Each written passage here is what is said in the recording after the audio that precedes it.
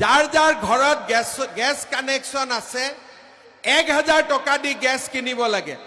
এতিয়া মই চাই আছো যে অসমত গেছৰ দামটো 1000 পৰা ডাইৰেক্ট 700 টকা কৰি দিব পাৰি নেকি, যাতে গেছৰ দামো আমি 300 টকা কমাই দিব পাৰো। এই গোটেইবিলাক কাম কোনে কৰিব পাৰিছে? নৰেন্দ্ৰ মোদী ডাঙৰীয়াৰ আশীৰ্বাদৰ কাৰণে আজি আমি বিজেপিয়ে কৰিব পাৰিছো। ৰেচন কাৰ্ডত 1 অক্টোবৰৰ পৰা দালি, নিমখ আৰু চেনিও বজাৰতকৈ কম দামত আপোনালোকক দিয়া আমি আৰম্ভ কৰি দিম।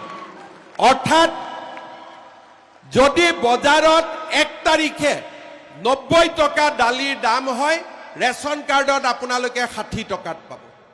যদি বজাৰত চেনিৰ দাম 75 টকা হয়, আপোনালোকে 50 টকাত পাব।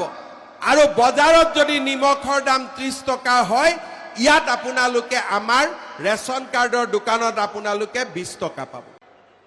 যাৰ যাৰ ঘৰত গেছ কানেকশ্যন আছে 1000 টকা দি গেছ কিনিব লাগে।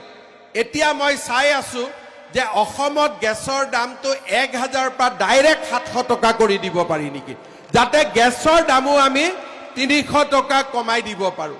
এই গোটেইবিলাক কাম কোনে কৰিব পাৰিছে?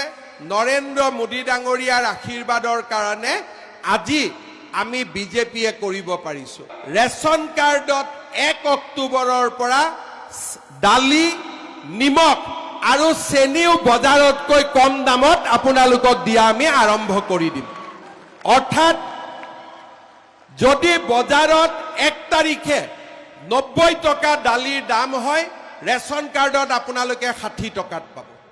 যদি বজাৰত চেনিৰ দাম 75 টকা হয়, আপোনালোকে 50 টকাত পাব। আৰু বজাৰত যদি নিমখৰ দাম 30 টকা হয়, ইয়াত আপোনালোকে আমাৰ ৰেচন কাৰ্ডৰ দোকানত আপোনালোকে 20 টকা পাব। যাৰ যাৰ ঘৰত গেছ কানেকশ্যন আছে 1000 টকা দি গেছ কিনিব লাগে। এতিয়া মই চাই আছো যে অসমত গেছৰ দামটো 1000 পৰা ডাইৰেক্ট 700 টকা কৰি দিব পাৰি নেকি, যাতে গেছৰ দামো আমি 300 টকা কমাই দিব পাৰো। এই গোটেইবিলাক কাম কোনে কৰিব পাৰিছে? নৰেন্দ্ৰ মোদী ডাঙৰীয়াৰ আশীৰ্বাদৰ কাৰণে আজি আমি বিজেপিয়ে কৰিব পাৰিছো। ৰেচন কাৰ্ডত 1 অক্টোবৰৰ পৰা দালি, নিমখ আৰু চেনিও বজাৰতকৈ কম দামত আপোনালোকক দিয়া আমি আৰম্ভ কৰি দিম।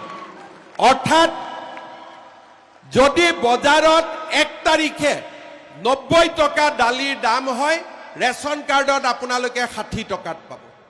যদি বজাৰত চেনিৰ দাম 75 টকা হয়, আপোনালোকে 50 টকাত পাব।